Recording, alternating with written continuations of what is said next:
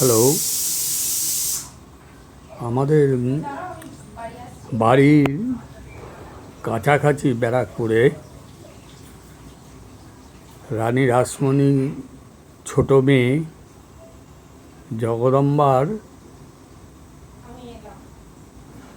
তৈরি করেছিলেন এক বিশাল অন্নপূর্ণার মন্দির, যেখানে বিগ্রহ রয়েছে শিব এবং অন্নপূর্ণা, এবং মন্দিরটি একদমই আমাদের দক্ষিণেশ্বরের মন্দিরের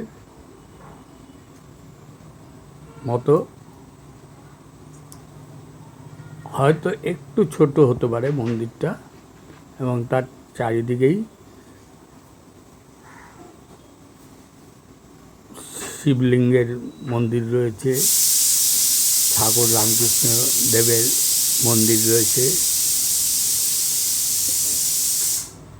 অথচ আমরা অনেক দূরে পয়সা খরচা করে বেড়াতে যাই, কিন্তু এখানে আমরা কজনে যাই? অনেকেই জানে না যে এখানে একটা এত সুন্দর মন্দির রয়েছে। দক্ষিণেশ্বরে অত ভিড় হয়, কিন্তু ওখানে সেরকম ভিড় হয় না।